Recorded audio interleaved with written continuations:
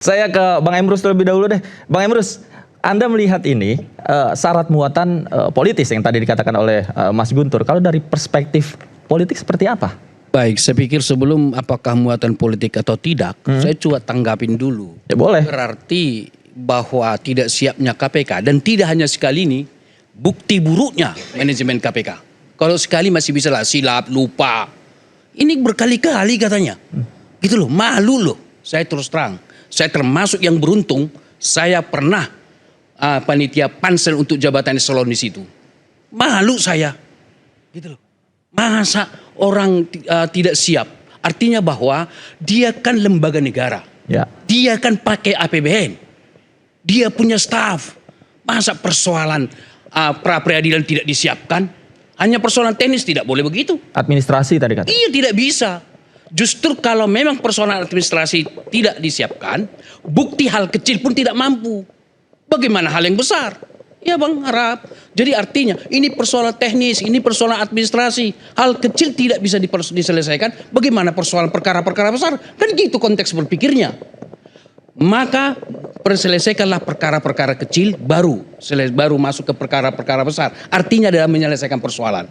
Nah ini terus terang ketika dikatakan beliau tidak hanya sekali, mohon maaf saya harus katakan betapa buruknya saudara-saudara yang ada di KPK itu manajemennya, gak bisa begitu.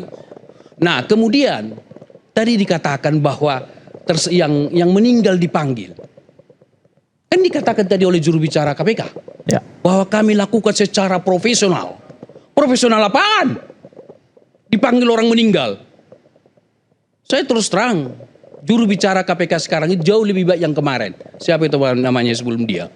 Bagus sekali yang kemarin. Kalau ini kan, ini adalah dikatakan bahwa profesional.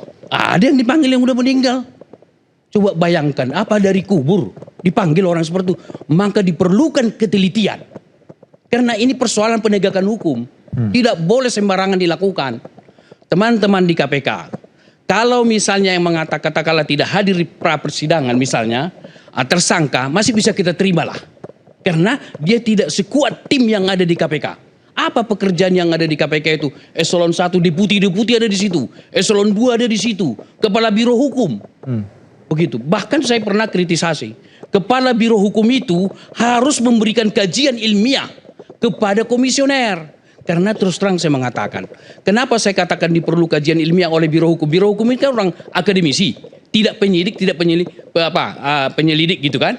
Mereka kaji secara independen keilmuan tersebut, sebab akibat, sehingga ketika sebelum ditersangkakan tanya dong Biro Hukum secara akademik supaya terlihat, sehingga kesan politik itu tidak muncul. Terus terang saya mengatakan, saya mau bongkar secara akademik. Apakah ada muatan politik? Sederhana, teman-teman mahasiswa.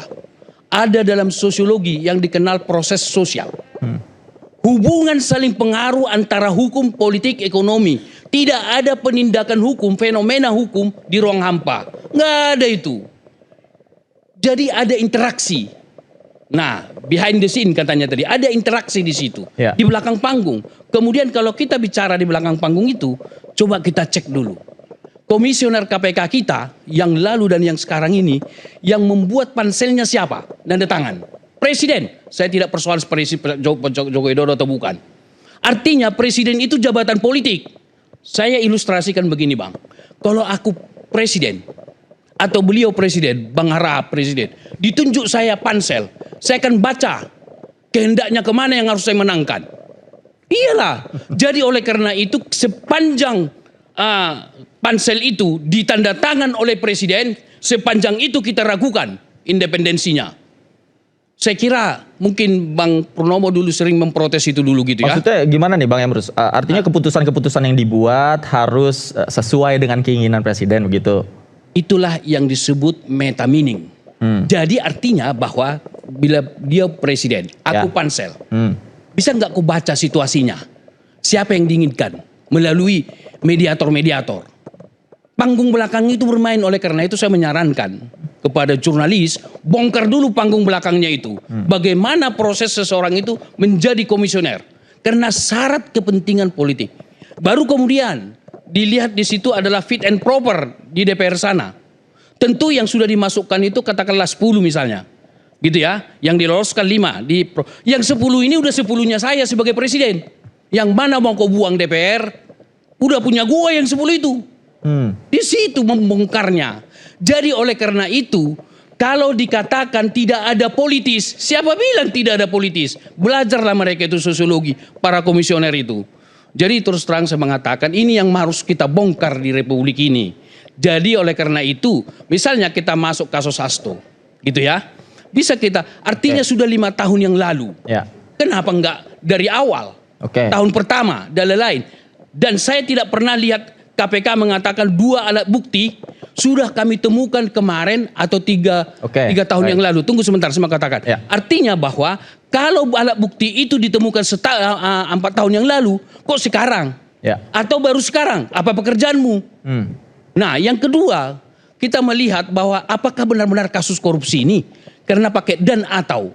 Dan yang terakhir saya mau katakan pada sesi ini, sudahlah KPK Komisi Pemberantasan Korupsi. Pemberantasan tentang penggunaan keuangan negara, gitu kan?